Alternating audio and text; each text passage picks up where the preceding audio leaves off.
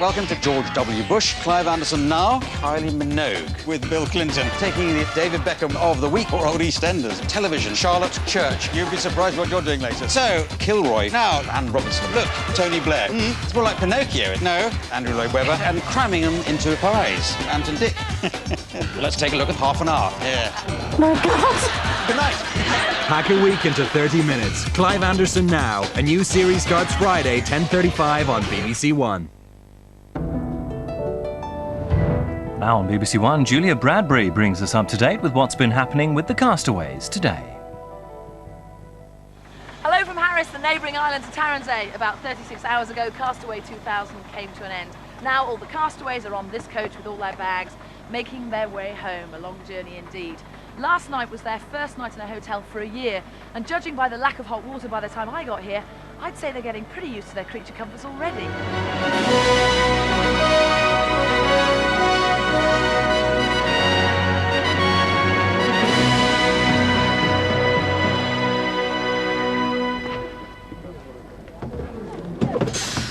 Great!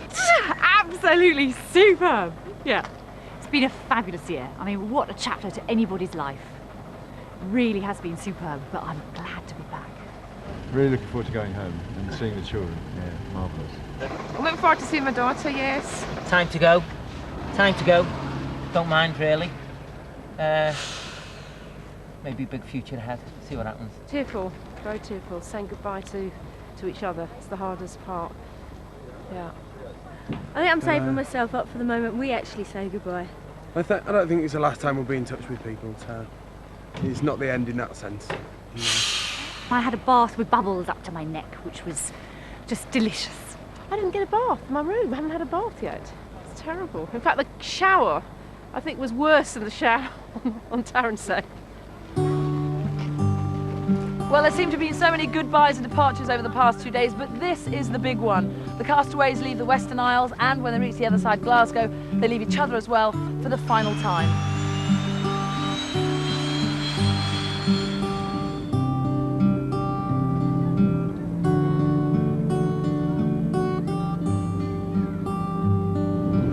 This is a gin and tonic, and I haven't had one all year, and I'm really, really enjoying it.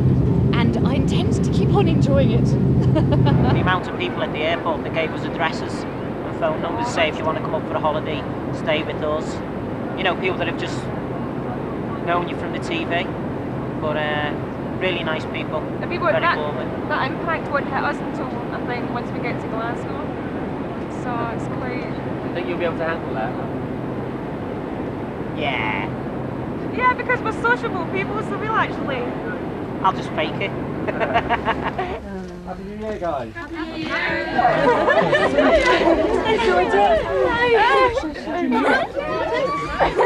Well, this is where I say goodbye to the castaways, but our cameras will be following them for the next week, as I'm sure the press will be as well. You can catch up with all of the events on Sunday night. Bye-bye.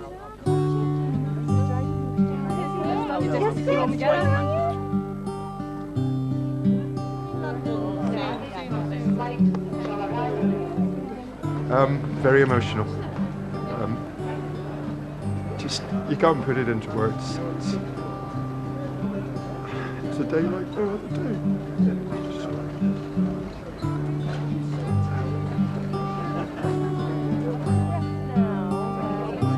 Thank you.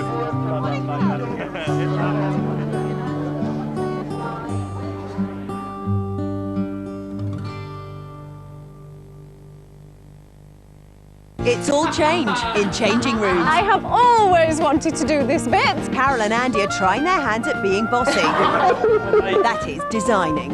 As you can see, I'm dressed for the occasion, cuffs and all. Linda's hosting the show. I'm off back to the hotel. I hear they've got a swimming pool. And Lawrence is supposed to be mastering MDF. Where has Ed come from?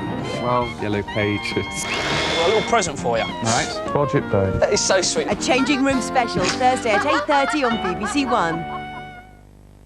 Who do you think the judge is going to believe? Lisa M., public defender. The kid who's charged with possession or the police officer? These defendants accept Josh W., Boston's top prosecutor. not one shred of responsibility. Are they being made not to cooperate in this? Billy D., detective. Or is it something that they really want? If somebody's hired to kill somebody, they just do it. Jeffrey F., victim.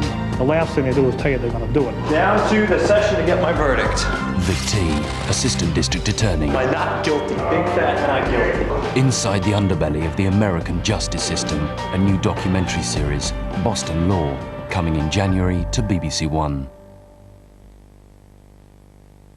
This is BBC One in the Midlands. Now the news at 10 o'clock with Michael Burke and Sue Beardsmore. Labour's mystery donor is revealed. He's the publisher Lord Hamlin. He said he'd given the party $2 million to fight the next election. Death on the cliff top, the Welsh landslide that buried a car park. And George Carman, Britain's most famous barrister, has died. Here in the Midlands tonight, the police step up their hunt for arsonists who burnt down a shop, leaving a man fighting for his life. And the latest signing for Wolves, could this be the club's next manager?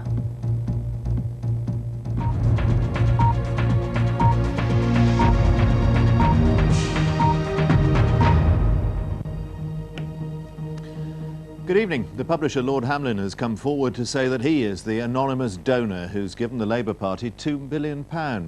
He released a statement after several days of damaging speculation, saying he'd given the money to help the party fight the next election. Lord Hamlin, who's ill and has been out of the country, said the gift was one of several large donations he's recently made to political and other causes. Our political editor Andrew Marr reports.